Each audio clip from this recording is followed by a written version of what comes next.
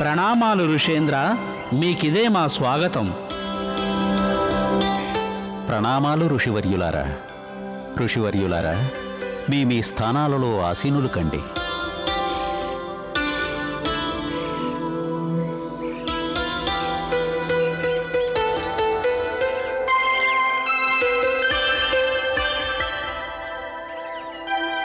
ఓ సురుచి మహర్షి, మా మనోజిజ్ఞాస మరింతగా పెరుగుతోంది. మనసుకు అనిపిస్తోంది మీరు చెబుతూ ఉంటే మేము వింటూ ఉండాలని. గౌరీనందనుడు గణేశుడి లీలా వినోదం వినాలన్న పిపాస ఎంతెంతైనట్లుగా మాలో పెరుగుతూ పోతూనే ఉంది. శౌనక ఋషి, ఇదే భక్తి భావన. ఎవరు దీనిని ఆస్వాదిస్తారో వారే పరమేశ్వరుని భక్తులుగా పిలువబడతారు. ఓ మహాముని, ఇక ఈ యుద్ధ పరిణామం ఏ రూపు దాల్చనుంది? ఆ విధాత మలచిన రూపం ఎలా ఉంటే అలా. ఓ మహాముని, సమస్త దేవతలు గౌరీనందనుడు బాలగణేశునితో యుద్ధానికి సన్నద్ధులైనారు. మరి ఇకనైనా బాలగణేశుని రక్షణ ఆకాంక్షించి వెంట నడిచిన వారు ఎవ్వరూ లేరా? బాలగణేశునికి రక్షణ ఎందుకు? ఆయనే సకలలోక రక్షకుడు కదా. ఓ మహర్షి, ఇంతటి సంకట స్థితిలో కూడా పార్వతీదేవి తన పుత్రునికి సాయం అందించటానికి రారా?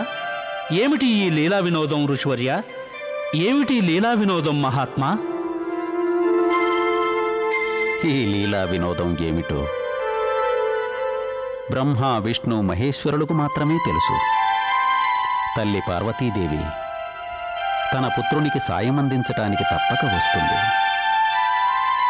కానీ విధి విలాసం గౌరీనందనుడు బాలగణేశునితో సమస్త దేవతలు యుద్ధం చేసేందుకు సన్నద్ధులై వచ్చిన సమయాన పార్వతీదేవి గౌరీ విశ్రాంతి తీసుకుంటోంది. ఓ మహాముని, ఎటువంటి సంకట స్థితి ఇది? అటుపై ఏం జరిగినది? బ్రహ్మ విష్ణు మహేశ్వరులు యుద్ధ సన్నాహాలు చేయుచుండగా మరోవైపు తారకాసురుడు గౌరీనందనుడు బాలగణేశునితో యుద్ధానికి సన్నద్ధుడయ్యాడు. కానీ దైత్యగురువు శుక్రాచార్యుడు అతన్ని యుద్ధానికి వెళ్ళనివ్వక అడ్డుకున్నాడు. ఎందుకంటే అతనికి తండ్రి తనయుల మధ్య యుద్ధం జరగబోతోందని అప్పటికే సమాచారం లభించింది. సంగరకాసురుడు కలిసొచ్చిన అవకాశాన్ని వినియోగించుకుని రగులుతున్న అగ్నికి ఆజ్యం పోశాడు. అతను మహాదేవుణ్ణి గౌరీనందనుడికి విరుద్ధంగా రెచ్చగొట్టాడు. అతను మహాదేవుడితో ఇంద్రాది సమస్త దేవతలు గౌరీనందనుడి చేతిలో యుద్ధంలో ఓడిపోయారని చెప్పాడు. అది విని మండిపడ్డ మహాదేవుని ఆవేశాన్ని ఆపడం అసంభవమైంది. తరువాత ఏం జరిగిందో ఈ పవిత్ర కథలో వినండి. మహాముని విశ్వకర్మ, మహాముని విశ్వకర్మ, మహాముని విశ్వకర్మ, మహాముని విశ్వకర్మ. ఏమి జరిగినది శివగణాలారా? మీరందరూ ఎందుకిలా భయభీతులవుతున్నారు? ఏం జరిగింది? ఏమిటి అనర్థం మహాముని? ఏమిటి అనర్థం? అనర్థమా? ఏమిటా అనర్థం శివగణాలారా? ఏమిటా అనర్థం? త్వరగా చెప్పండి. కైలాసానికి సంబంధించి అశుభ సమాచారం అయితే కాదు కదా? ఎక్కడి నుంచి వస్తున్నారు మీరంతా? ఏ వీర గణేశుడైతే మన ప్రాణాలు కాపాడారో ఆ వీర గణేశునికే సంకట స్థితి దాపురించింది. ఎంతటి అశుభ సమాచారం తీసుకొచ్చారు శివగణాలారా మీరు? మహాముని, మనం ఏ అనర్థం జరగకూడదని భావించామో అదే జరుగుతుంది. ఇప్పుడేం చేయగలం మహాముని? ఇప్పుడేం చేయగలం? మహాదేవుడు శివుడు మన రక్షకుడైన బాలగణేశునితో యుద్ధం ప్రారంభించారా? ఏం చూసి మీరందరూ ఇలా భయపడి వచ్చారు? ఏం చూసి ఇలా వచ్చారు? మేము మహాదేవుని ఆవేశాన్ని చూసి పరుగున వచ్చాం మహాముని. వారి కోపావేశాన్ని చూసి వస్తున్నాం. ఏమిటి? మహాదేవుడు మన బాలగణేశుని సంహరించడానికి కైలాస భవన ద్వారం వరకు వచ్చారా? ఇప్పుడు అతన్ని ఎవరు ఆపగలరు మహాముని? దేవేంద్రుడు పరాజయం పొందాడని విని మహాదేవుని ఆవేశం జ్వాలాముఖిలా మారింది. అంటే దేవేంద్రుడు మన బాలగణేశుని చేతిలో పరాజయం పొందిన వెంటనే మహాదేవుని కడకు వెళ్ళాడన్నమాట. ఇప్పుడు సమస్త దేవతలు ఈ ఓటమికి బదులు తీర్చుకునేందుకు సిద్ధమవుతున్నారు. సకల దేవతలు సంఘటితం అయ్యారు మహాముని. ఆ మహాదేవుడు సమస్త దేవతలతో పాటు బ్రహ్మదేవుడు, ఆ విష్ణువు కూడా బాలగణేశును వధించడానికి పథకం వేస్తుంటే చూశాం. మన బాలగణేశుడు సంకట స్థితిలో ఉన్నాడు మహాముని. ఆయన రక్షించేందుకు ఏదైనా చేయండి. నేను ముందుగానే చెప్పాను కదా మహాముని, బాలగణేశుడు కైలాస ద్వారం వద్ద ఉండటం ఉచితం కాదని. మీరు మా యందు దయ ఉంచి వినయ నమ్రతలతో వారిని ఎలాగైనా ద్వారం నుండి తప్పించండి. మీరు ఆనాడే నా మాట విని బాలగణేశుని ద్వారం నుండి తొలగించి ఉంటే ఈనాడు ఆయన ఇలా సంకట స్థితిలో పడేవాడు కాదు. ఇది మా దౌర్భాగ్యం వీరభద్ర, ఇది మా దౌర్భాగ్యం. మేము ఎంతగానో బాలగణేశుని కైలాస భవన ద్వారం నుండి వెడలిపొమ్మని చెప్పడం ఒకటే కాదు, వేడుకున్నాం కూడా. కానీ వారు భవన ద్వారం నుండి తప్పుకునేందుకు ఎంత మాత్రం ఒప్పుకోలేదు. మన బాలగణేశుణ్ణి మేము వేడుకుంటాం, ఆయన పాదాలు పట్టుకుని ప్రాధేయపడతాం. మన బాలగణేశుని రక్షించండి మహాముని, మన బాలగణేశుని రక్షించండి. అంటే మీరందరూ కూడా బాలగణేశుని పక్షం వహించారా? అవును మహాముని, మేమందరం బాలగణేశుని పక్షానే ఉన్నాం. ఏ వీర గణేశుడు మా కొరకు యుద్ధం చేశాడు, ఆయన పక్షం వహించమా మేము? మేము ఆయన పక్షం వహించకపోతే మా వంటి విశ్వాసఘాతకులు ఉంటారా? సమస్త గణాలు మనతో పాటు రావడానికి సిద్ధంగా ఉన్నారు కదా మహాముని. మనం ఎందుకు మరోసారి ప్రయత్నం చేసి చూడకూడదు? ఒకవేళ బాలగణేశుడు శివగణాల వేడుకోలు వింటాడేమో. మీరందరూ సిద్ధమైతే మేము సిద్ధమే. ఒకవేళ శివగణాల మాట బాలగణేశుడు వింటాడేమో. రండి, బాలగణేశుని భవనద్వారం నుండి తొలగించే ప్రయత్నం చేద్దాం. మాతో పాటు రండి.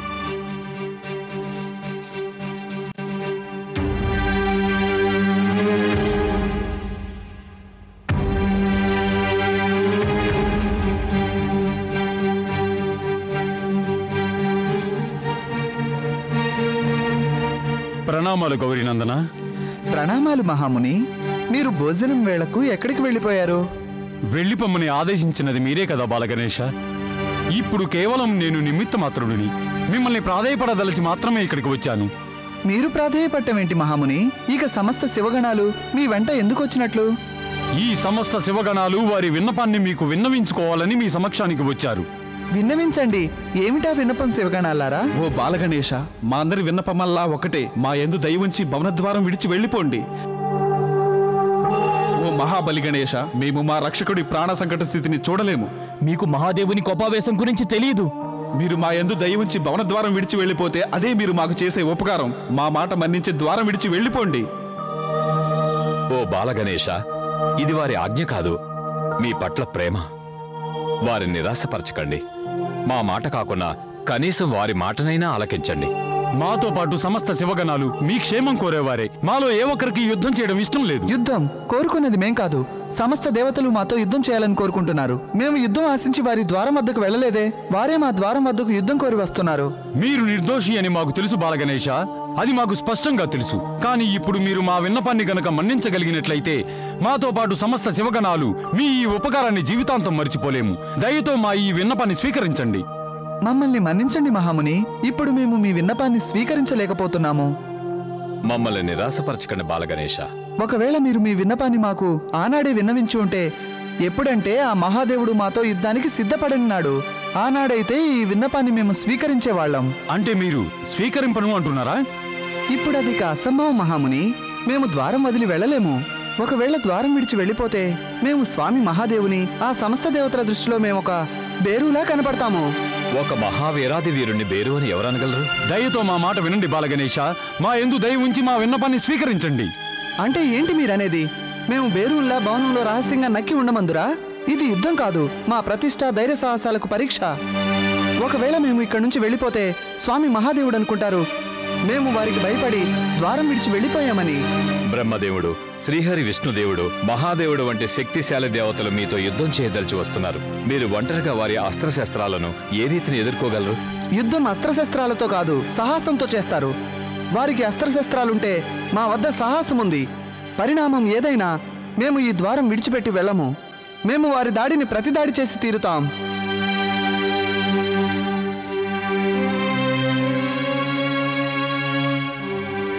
ఆగండి. యుద్ధానికి ముందే మీరు ఒకసారి బాగా ఆలోచించుకోండి. మాతో ఓడిన అవమానం ఎలా ఉంటుందో ఆలోచించుకోండి. ఒకసారి మీ శక్తియుక్తులను పరీక్షించుకోండి. పసిబాలుడే కదా, యుద్ధం చేసి ఓడించేస్తామనుకుంటే మీ అభిప్రాయాన్ని నలిపి పిండి పిండి చేసి పారేస్తా. పార్వతీనందన గణేశ, మేము శాంతి స్వరూపులైన విష్ణుదేవులం.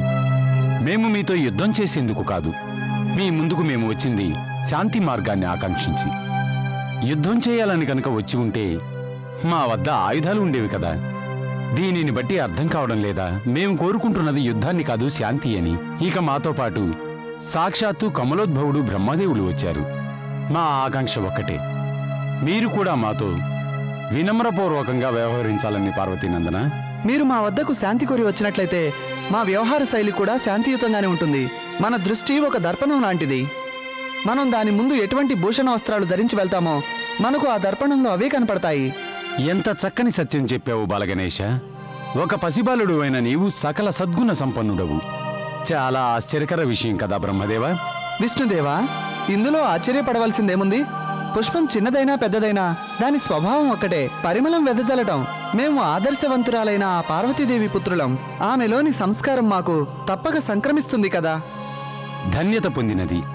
మీ వంటి సంస్కారవంతుడైన పుత్రుణ్ణి పొందిన ఈ సృష్టి ధన్యత పొందినది. కేవలం అమ్మ ఒక్కటే సమస్త సౌందర్యానికి మాతృకవుతుంది దేవా. ఒకవేళ అమ్మ లేకుంటే ఏమీ లేనట్లే. ఇప్పుడిక చెప్పండి, మీరింత దూరం ఎందుకు కష్టించి రావాల్సి వచ్చింది? గౌరీనందన, మేము మీ చెంతకు రణమాశించి కాదు, విజ్ఞప్తి చేయవలనని వచ్చాం.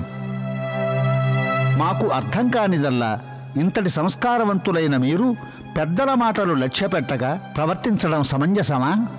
మేము ఎవరి మాటలు లక్ష్య పెట్టలేదు. మీరు మహాదేవుని మాటలు లెక్కపెట్టక నిర్దోషులైన శివగణాలతో యుద్ధం చేసి మీరు మీ వీరత్వాన్ని చాటలేదు. సంధికోరి వచ్చిన దేవేంద్రునితో ఇక సకల దేవతలతో మీరు యుద్ధం చేయలేదా? ఇది పెద్దలను లక్ష్యపెట్టకపోవటం మీ కుసంస్కారానికి ప్రతీక కాదంటారా? విష్ణుదేవా, మీరు ధర్మపాలకులే కాదు, ధర్మ సంస్థాపన చేసిన సృష్టి స్థితికారకులు. అటువంటి మీరే న్యాయాన్యాయాలు ధర్మాధర్మాల మధ్య అంతరాలను గ్రహించకపోతే ఇక ధర్మాన్ని పాటించేవారు ఎవరు స్వామి? అంటే నేను మా తల్లిగారి ఆజ్ఞను పాటించటం ధర్మ విరుద్ధమా చెప్పండి? భవనంలోనికి అన్యులను వెళ్ళనివ్వకపోవడం ధర్మం కాదా? సమస్త శివగణాలు ఒక పసిబాలునితో యుద్ధం చేయడం ధర్మమా? సమస్త దేవతలు ఒక బాలుని హతమార్చేందుకు పథకం వేయటం ధర్మమా చెప్పండి? మౌనంగా ఎందుకున్నారు? సమాధానం చెప్పండి. మా అపరాధం ఏమిటి? మా తల్లిగారి ఆజ్ఞను పాటించడం మేము చేసిన అపరాధమా? కానీ దేవతలతో యుద్ధం చేసి అపరాధం చేశారుగా. అపరాధమా? మీ మాటలోని ఆంతర్యం అర్థం కావడం లేదు. మేమేమైనా భవన ద్వారం విడిచి దేవలోక భవన తలుపులు తట్టి రండి మాతో యుద్ధం చేయండి అన్నామా? ఇప్పుడు అపరాధం చేయబోతుంది దేవతలు. మమ్మల్ని ధర్మభ్రష్టులను చేయాలని చూస్తున్నారు. మీరు మాపై నిందారోపణ చేస్తున్నారు గౌరీనందన. మేము నిందారోపణ కాదు, నిజం చెప్తున్నాము. మా తల్లిగారు మమ్మల్ని భవన ద్వారం ముందు ఎందుకు నియమించారంటే అన్యులెవరినీ భవనంలోనికి ప్రవేశించే అనుమతిని ఇవ్వరాదని. మా తల్లి ఆజ్ఞను పాటించి నేను తప్పు చేశానా? ఇప్పుడు మా తల్లిగారు శయన మందిరంలో ఉన్నారు. వారు నన్ను ఆ ద్వారం నుండి వెళ్ళమని ఏ ఆదేశమూ ఇవ్వలేదు. ఒకవేళ మీ దృష్టిలో మేము ద్వారం ముందుండడం అధర్మమే అయితే మేము ఆ అడ్డు తొలగేందుకు సిద్ధమే. ఇది ధర్మ విరుద్ధ కార్యమని తల్లిగారి ఆజ్ఞను పాటించరాదని మీరు చెప్పండి. మీరు సాక్షాత్తు ధర్మ సంస్థాపకులు విష్ణుదేవా. చెప్పండి, తల్లిగారి ఆజ్ఞను పాటించడం ధర్మం కాదా? మేము వెంటనే ఇక్కడి నుంచి వెళ్ళిపోతాం. ఒక్క క్షణం కూడా ఉండము. సమాధానం చెప్పండి విష్ణుదేవా. మీ తల్లిగారి ఆజ్ఞను ఉల్లంఘించడం అధర్మమే అవుతుంది పార్వతీనందన గణేశ. ధర్మం ప్రకారం తల్లిగారి ఆజ్ఞను పాటించవలసిందే. అయితే వెళ్ళిపోండి. ఆ మహాదేవునికి సమస్త దేవతలకి అర్థమయ్యేలా చెప్పండి. మేము కేవలం ఇక్కడ కర్తవ్యాన్ని నిర్వహిస్తున్నామని చెప్పండి. తల్లిగారి తదుపరి ఆదేశం వచ్చిన వెంటనే ఆయన్ని భవనంలోనికి వెళ్లేందుకు అనుమతినిస్తాం. ఇంత చెప్పాక కూడా ఆయన మాతో యుద్ధం చేయాలనుకుంటే అందుకు మేము సిద్ధమే. పార్వతీనందన గణేశ, మాకు మీ మనోగతం అర్థమైంది. సమస్త దేవతలు ఏది ఉచితమని భావిస్తారో అది మీకు తెలియజేస్తాం.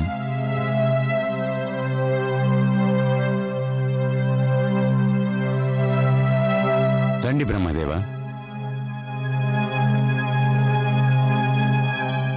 బ్రహ్మదేవ, బాలగణేశుడు మమ్మల్నే సంకటంలో పడవేశాడు. అదే ధర్మ సంకటంలో ఈ బాలుడికి ఏ విధంగా మనం ఎటువంటి సమాధానం ఇవ్వగలం చెప్పండి? సరైన సమాధానం యుద్ధం ఒక్కటే మహాప్రభు. ఇంతకు మించి మనం ఆలోచించేందుకు మరో మార్గం లేదు. బ్రహ్మదేవ, మనం ధర్మదృష్టితో గనక చూస్తే బాలగణేశుడు తన కర్తవ్యం నిర్వర్తిస్తున్నాడు. అతను తల్లి ఆదేశాన్ని పాలిస్తున్నాడు అంతే. హే జగత్పాలక, ఇప్పుడు సమస్య ఉచితానుచితాలు ధర్మాధర్మాల మధ్య కాదు. ఇప్పుడు సమస్య గౌరీనందనుడు బాలగణేశుని పునర్జన్మ. బాలగణేశుడు పునర్జన్మం పొందక తప్పదు. బాలగణేశుడు కనుక పునర్జన్మను పొందాలంటే ఇప్పుడు మరణించక తప్పదు కదా బ్రహ్మదేవ? అతను మరణించాలంటే యుద్ధం జరుగక తప్పదు జగత్పాలక. అందుకని మనం బాలగణేశునితో యుద్ధం చేయక తప్పదు. యుద్ధం చేయడం సాధ్యం కాదు బ్రహ్మదేవ. అతను సూర్యుడు, వీరుడు, మహాబలి, యుద్ధప్రియుడు. మేము మా మనోనేత్రంతో అతని శక్తి సామర్థ్యాలు పరీక్షించాం. ఇప్పుడు త్రిలోకాలలో ఎవ్వరూ అతన్ని ఎదిరించలేరు. దేవతలే కాదు, దైత్యులు, గంధర్వులు కూడా. అతను త్రిలోకాలలో అనుపమ తేజుడు, శౌర్యుడు, వీరుడు, సకల సద్గుణ సంపన్నుడు కూడాను. ఇందులో సంశయమేముంది జగత్పాలక? కానీ దేవతల సకల లోకాల కళ్యాణం బాలగణేశుని పునర్జన్మతోనే సాధ్యం. మనం యుద్ధ సన్నాహాలు చేసుకొని ఇక దేవతలందరం కలిసి బాలగణేశునితో యుద్ధం చేయక తప్పదు. ప్రణామాలు లక్ష్మీదేవి. ఆయుష్మాన్ భవ.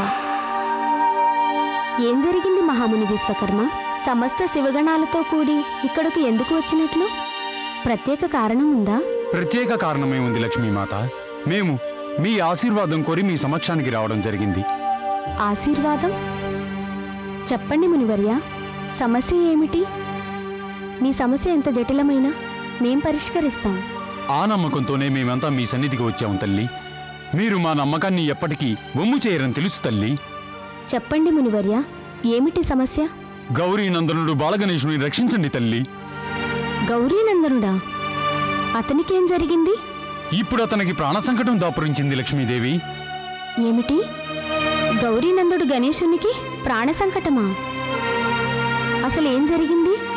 సకల దిక్కుల నుండి సంకటాల దావాలను అతని చుట్టుముట్టింది లక్ష్మీదేవి. మేము ఎంత ప్రయత్నించినా అతన్ని రక్షించలేని దౌర్భాగ్య స్థితిలో ఉన్నాం. మా బాలగణేశుని రక్షించండి తల్లి, ఆయన రక్షించండి. మా బాలగణేశుణ్ణి రక్షించండి తల్లి, ఆయన్ను రక్షించండి.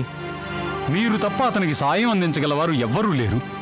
ఏ వీరగణేశుడు మమ్మల్ని కైలాస యుద్ధం నుండి కాపాడి రక్షించారో ఈ రోజు అతన్ని రక్షించగలవారు ఒక్కరూ లేరు. అతనికి సాయం అందించేవారు లేక నిస్సహాయుడయ్యాడు తల్లి, నిస్సహాయుడయ్యాడు.